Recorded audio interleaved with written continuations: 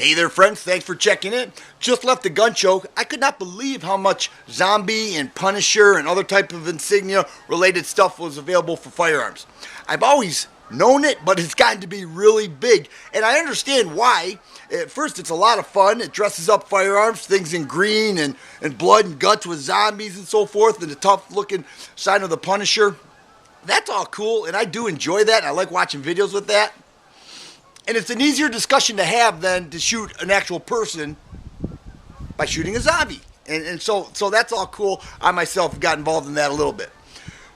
When it relates to your carry firearm or any defensive firearm, the advice I have is to stay away from that stuff, because that would be a prosecutor's dream. To make it seem as if you're some bloodthirsty maniac who fantasizes about shooting somebody, because that's what'll happen. I've recently watched, Dateline or 2020, one of those, and the prosecutor goes after the defendant based on the type of lifestyle they led. This guy in particular, in a legal defensive shooting, was on trial, and the prosecutor brought up this book that he had to do with assassins. And he was making the case to the jury that, maybe this guy really did fantasize about being an assassin. There's nothing, just a book. And so there's always some juror that's out there saying, well, maybe he is crazy. Maybe he is bloodthirsty. All you have to do is look at what he did. Now, if your firearm has green grips with pictures of zombies and Punisher on there, and they take that and they show the jury, look, at this is what this guy's carrying around, somebody's going to look at that and say, he's nuts. You might say, well, it's a zombie culture out there. It's a lot of fun. They don't want to hear that. And so we have to be very careful not to give the wrong idea. Here I have my Glock 27.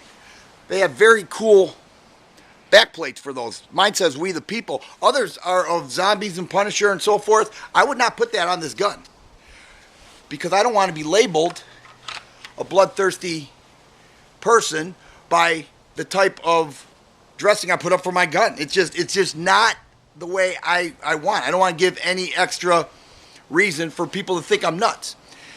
We have to be careful about that. Okay? Zombies, Punisher, other things are all fine and dandy. But in a court of law, it could make you look crazy. And then the question is, do you have $50,000 right now to hire the best attorney for your defense? And if the answer is no, then you have to rethink of how you're doing things.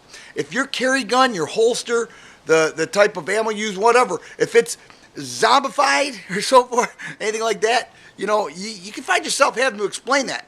They'll take the argument away from the defensive shooting and onto you. And what was your motive? And are you crazy? And are you bloodthirsty? And were you just waiting for something like this to happen because you fantasize about it? That's what they're going to make you out to be. Those of us who make videos, oh my goodness, we are up for persecution from day one. All they have to do is just say, look at this guy. He's shooting every chance he can get. He's blowing stuff up. This is what this guy's always dreamed of. Now look at him. He shot somebody. Just be careful. Preparation is more than a SHTF situation. It's also a preparation of a legal situation, and you got to make sure you're ready. I appreciate you watching, and you guys be safe.